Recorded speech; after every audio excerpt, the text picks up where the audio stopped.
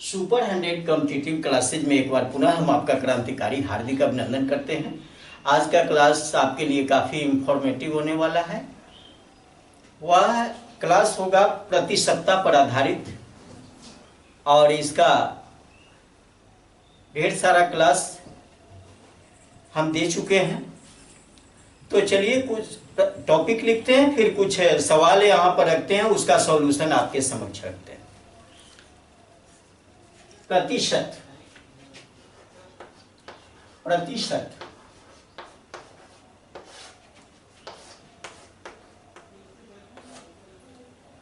चलिए क्वेश्चन है, किसी परीक्षा में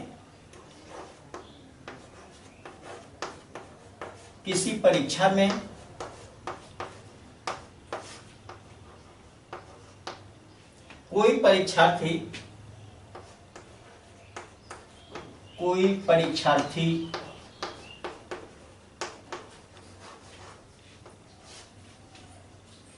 484 अंक प्राप्त करता है। 484 अंक प्राप्त करता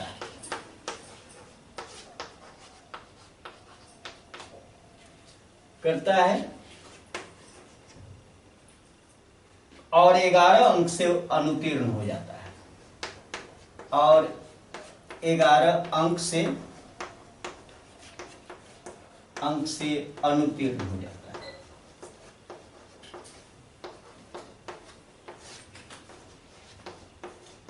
जाता है।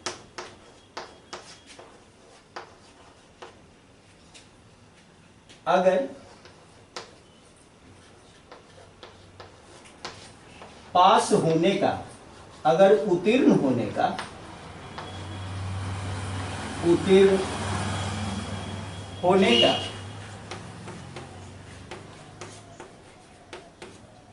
प्रतिशत 33 हो तो परीक्षा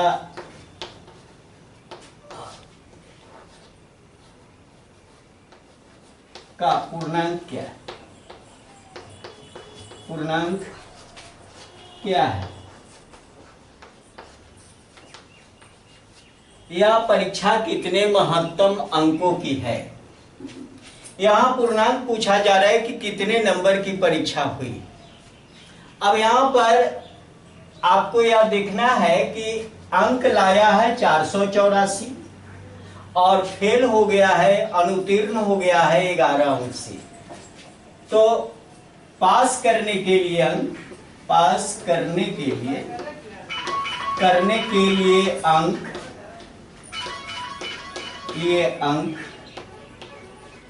484 जोड़ 11 बराबर 495 अंक।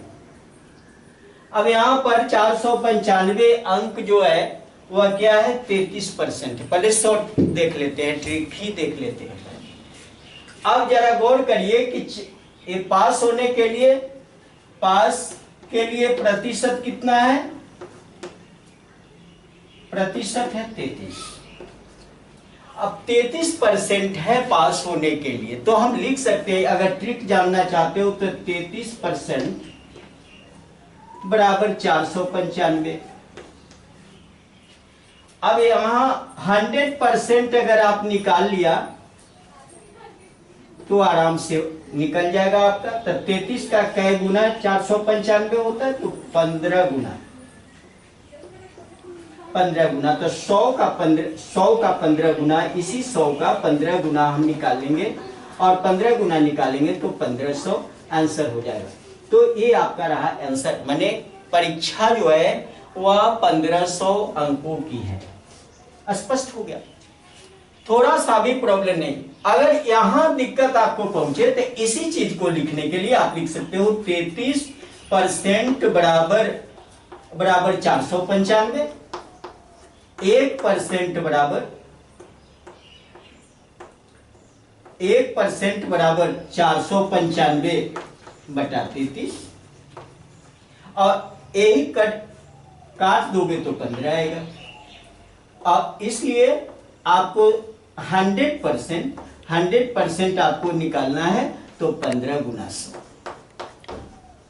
बराबर 1500, ये हुआ।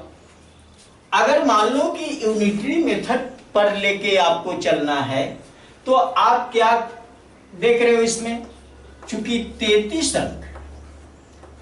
अंक प्राप्त करना है 100 अंक में, 100 अंक में,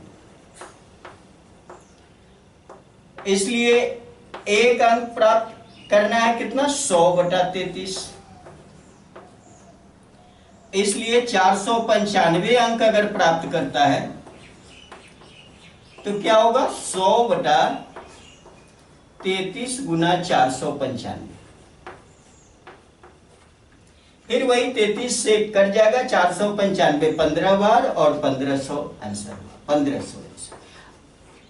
एकदम परीक्षा जो है 1500, परीक्षा का पूर्णांक क्या है, 1500। आप देख रहे हो कि यहां 1500 आया।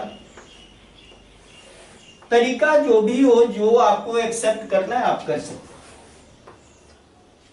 बहुत आसान सिंपल ढंग से आप ले सकते हो किसी भी सवाल, तो आपको जो सूट करता हो, जो आपके लिए उचित हो, जो आपके दिमाग में सेट कर जाए, किसी एक को ले सकते हो या तीनों रख सकते हो।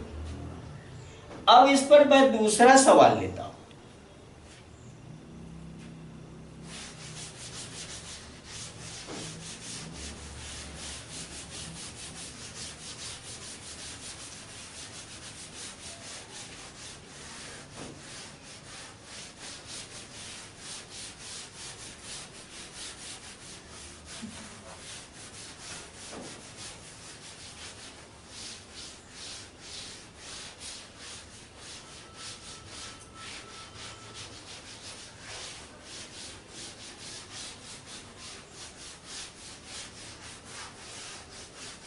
दूसरा सवाल है, मोहन अपनी आमदनी का 20%, मोहन अपनी आमदनी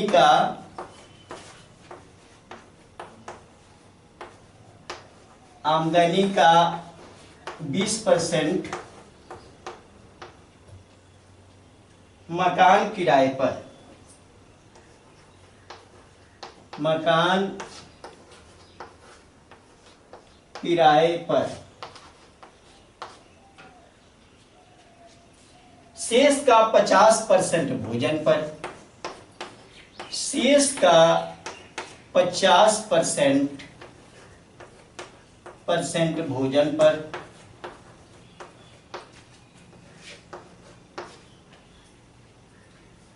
तथा शेष का 25%, तथा शेष का 25%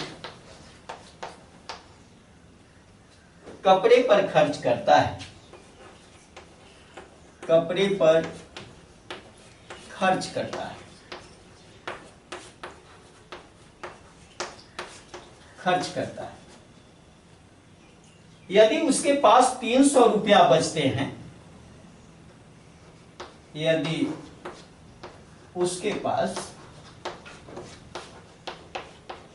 300 रुपया बचते हैं, तो मोहन की आय क्या है, मोहन की आय क्या है। यहां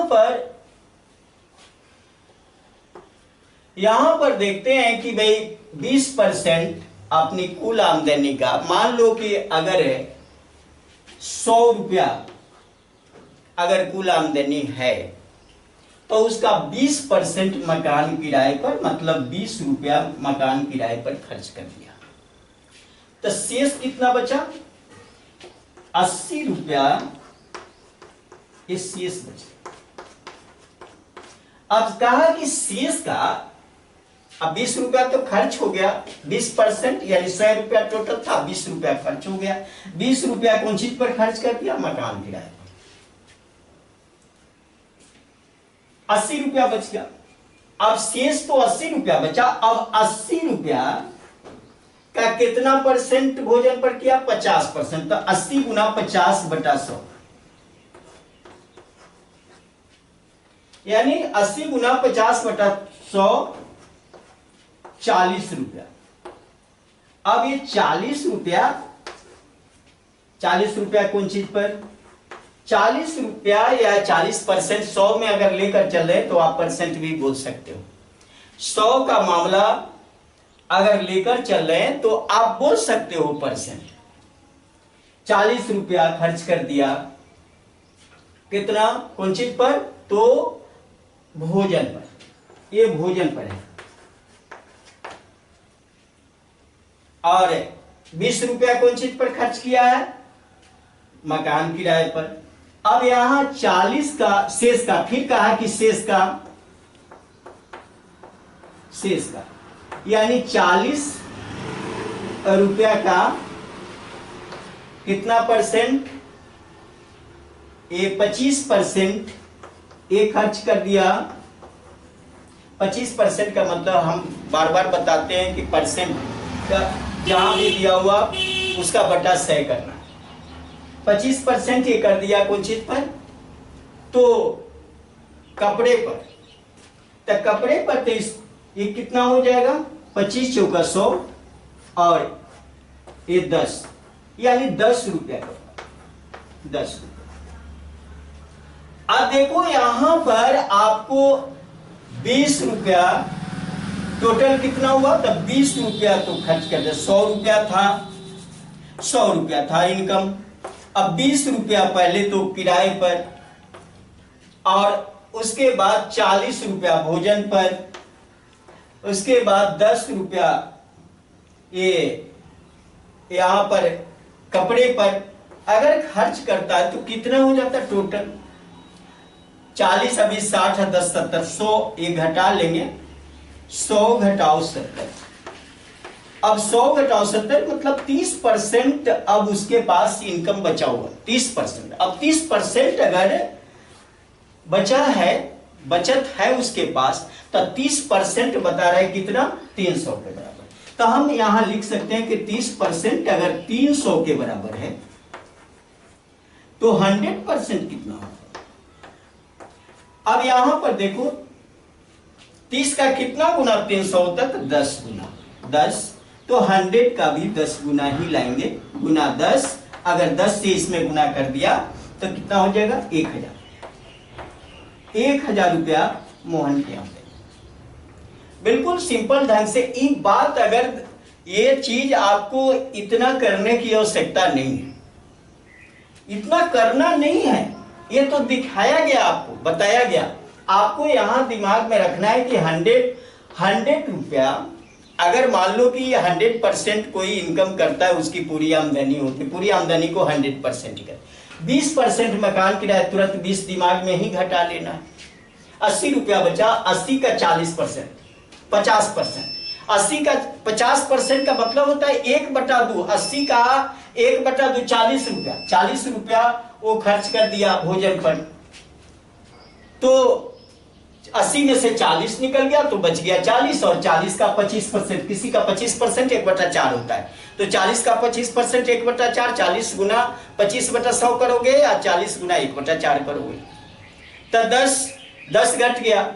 40 में से 10 घट गया, 30 बच गया। तो डायरेक्ट आपके दिमाग में होना है 30% ही 300 है। ये बात दिमाग में चलते रहना चाहिए।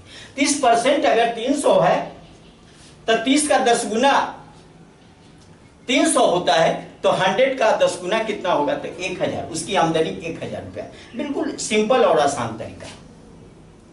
इतना करना नहीं है, ये तो बता दिया गया है, आपके दिमाग में चलते रहना चाहिए सारी चीजें। चलिए अगला सवाल लेते हैं।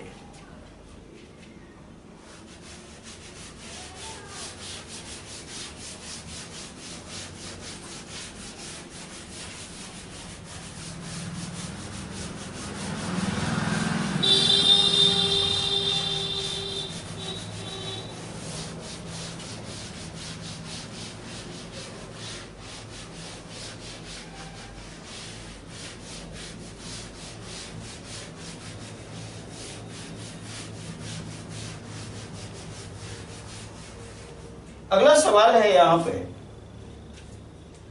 किसी शहर में 53% हिंदू, किसी शहर में 53% हिंदू,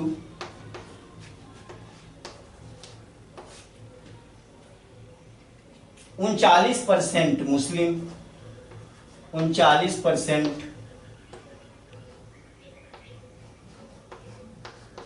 मुस्लिम और शेष 12 से 56 अन्य धर्मावलंबी है, और शेष 12 से 56 अन्य धर्मावलंबी हैं। शहर में कितने हिंदू हैं? शहर में कितने हिंदू हैं?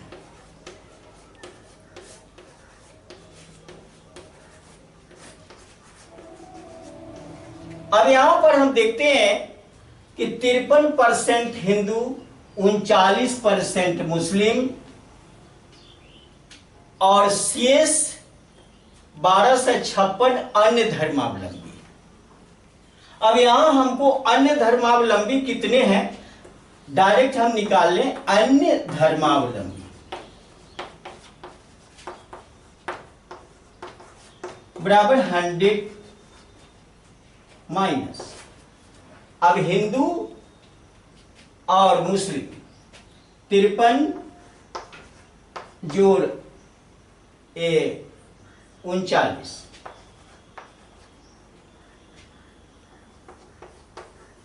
100 घटाओ 9, 9 3 12, 5 3 8 1 9, 92,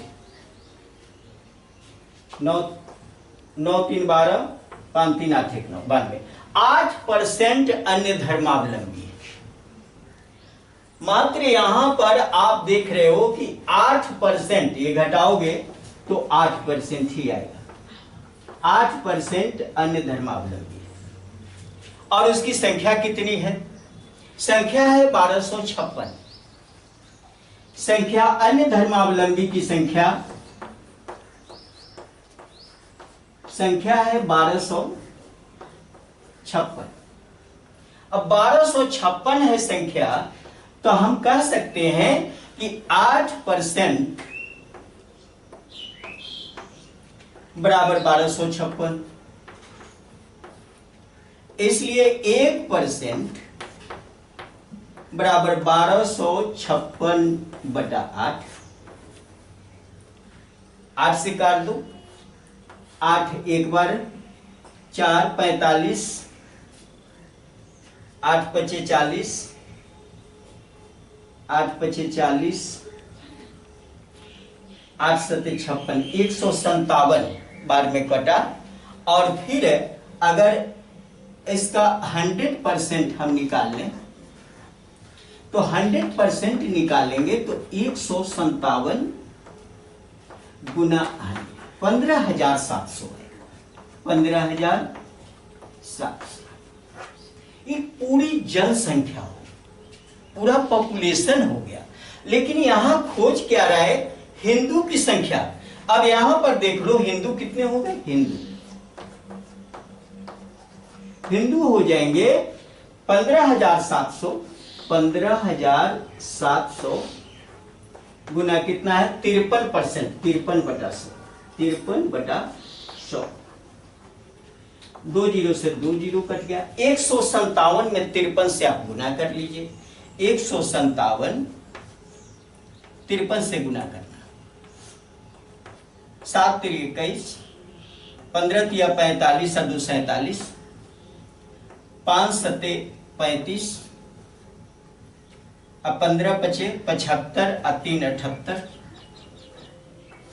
1 5 7 12, 8 4 12 1 13, 7 1 8, 8,321। 321। ये हो गए हिंदू, इतना ही संख्या। ये आंसर आपका हो गया।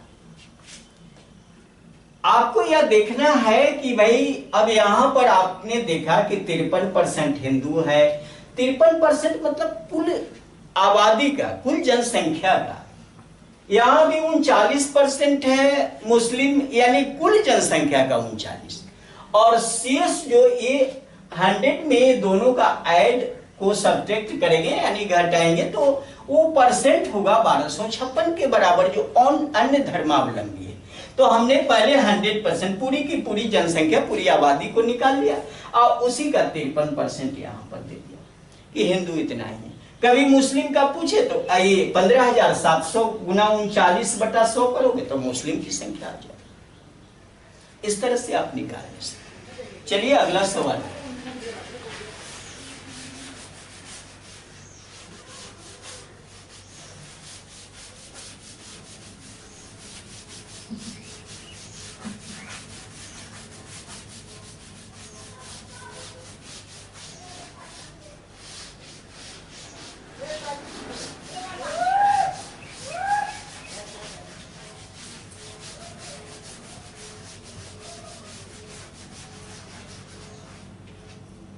अगला सवाल है, दूध का भाव 25% बढ़ने पर, दूध का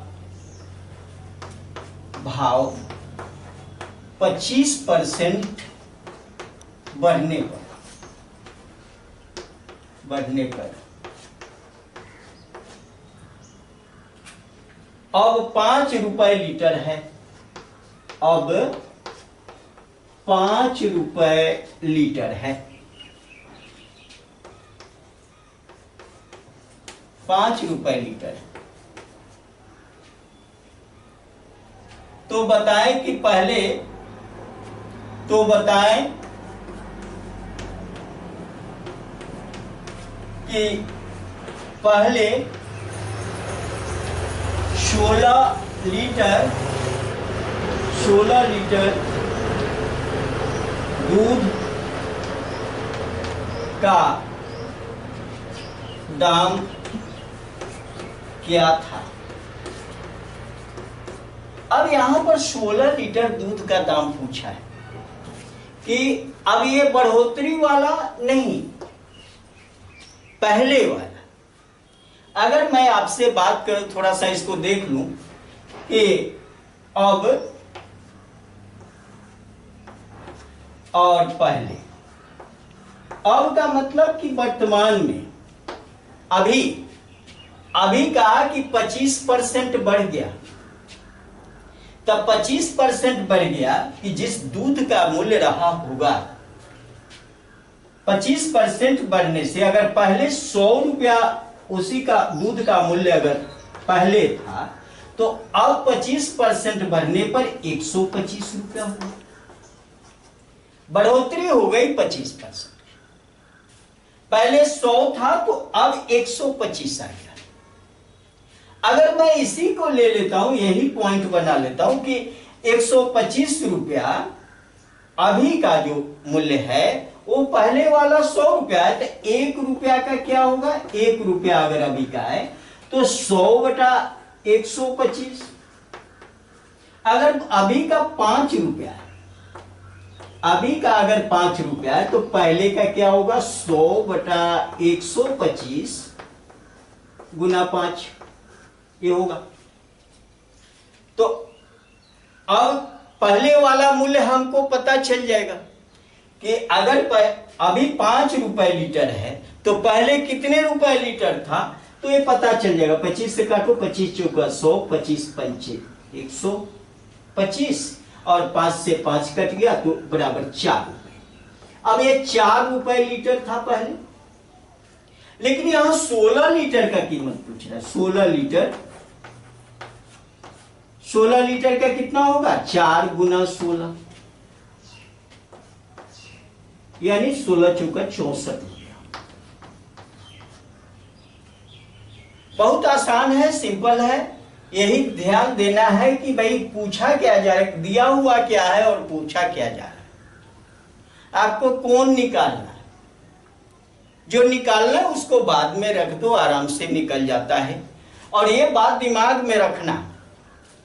अब मैं एक बात आपसे करूं, 25% वृद्धि, अगर मैं यहां पर ट्रिक की बात करूं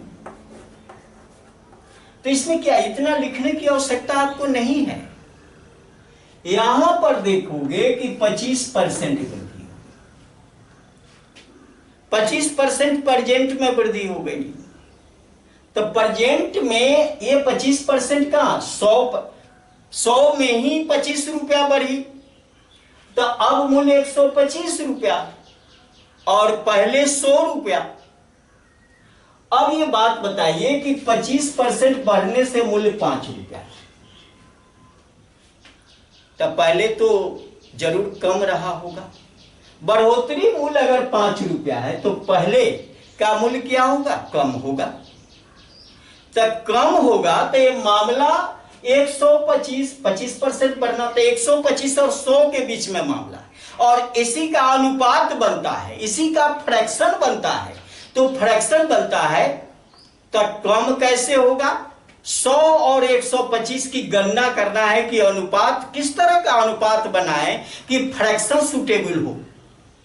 तो आप ये सब पर विचार नहीं करो, विचार इतना ही करो, पहले सोच लो इस सवाल पर कि भाई हमको 5 रुपया से कम होगा पहले वाला मूल्य या ज्यादा होगा, तो आपके दिमाग में तुरंत आएगा कि नहीं पहले वाला कम होगा, कारण कि ये तो बढ़ोतरी मूल्य है।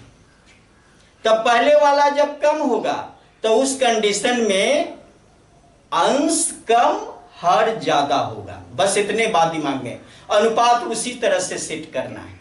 अनुपात क्या है, 125 और 100 के बीच का अनुपात है। तो आप देखोगे, बस दिमाग में यही रखना है कि अगर 5 रुपया से कम वैल्यू है, ये तो दिमाग में चलिए जाएगा कि 5 रुपया से कम आएगा, तो कम आएगा तो इसका क्या होगा, अंश जो होगा वह छोटा होगा और हर जो होगा वह बड़ा होगा। हमेशा ये बात दिमाग में सूट कर जाए तो फिर ज्यादा कुछ करना नहीं। 25% वृद्धि से 125 और पहले वाला तो 100 है, और ये अब ये सूट कर गई तो प्रेजेंट वाला कितना है। अब वो अगर निकालना है कि पहले वाला मूल्य क्या था, तो प्रेजेंट वाला मूल्य से ऐसे में गुना, और गुना किया 25 चौका 25 पचे 5 से 5 कट गया और 4 रुपया। ये चीज, ये अनुपात पर जानना पड़ेगा। अगर मैं अगर यहीं पे एक बात आपके साथ रख दूं, 25% घट गया, कम हो गया, तो जैसे कम की बात आती है 100 में से 25 घट जाता है, 100 में से तो 75, अब 175 का मामला है। तो अगर एक घटा हुआ मूल्य 5 रुपया है तो हम क्या करेंगे कि 175 में जो अब ये घटा हुआ मूल्य तो पहले वाला मूल्य से बड़ा होगा, अब बड़ा होगा तो उसका अंश बड़ा। 175 का क्या सेटिंग किया जाए, 100 को अंश रखेंगे और 75 हर बनेगा तो ज्यादा आएगा। इतनी बात समझना है इस क्वेश्चन के प्रति, कभी बढ़ने पर कभी घटने पर। और ये ट्रिक में दिमाग में अगर चलता हो तो आराम से कर लोगे। ये तो बढ़ा हुआ मूल्य था, तो बढ़ा हुआ मूल्य पहले वाला मूल्य छोटा होगा। घटा हुआ मूल्य अगर है तो पहले वाला मूल्य बड़ा होगा, तो पहले वाला मूल्य बड़ा होगा तो उसका अंश बड़ा होगा। अगर पहले वाला मूल्य छोटा होगा, ये तो गणना आपको करना, पहले वाला मूल्य छोटा होगा तो उसका अंश बड़ा होगा। इस तरह से आपको दिमाग में ये चलाना है कि 25% की वृद्धि, 25% की वृद्धि से 5 रुपया अगर होता है तो बाद वाला पहले वाला मूल्य कम निश्चित रूप से। अगर यहां घटने से 25% घट जाता है और ये मूल्य होता है तो बाद वाला मूल्य बड़ा होगा। ये बात हमेशा दिमाग में, ये दिमाग में हो गया तो ट्रिक के माध्यम से, नहीं तो ऐसे तो चलेगा ही चलेगा। चलो अब ये बताया आपको, अगर एक वीडियो समझ में आए, ये समझ में आ रहा है जो मैं बता रहा हूं, अच्छा लग रहा है, आपके ज्ञान में वृद्धि हो रही है, या पहले से आप सीख चुके हो तो उसकी पुनरावृत्ति हो रही है, तो इस वीडियो को लाइक करें, अपने मित्रों के साथ शेयर करें और सुपर 100 कॉम्पिटिटिव क्लासेस को सब्सक्राइब करें। बहुत बहुत धन्यवाद। जय हिंद, जय भारत।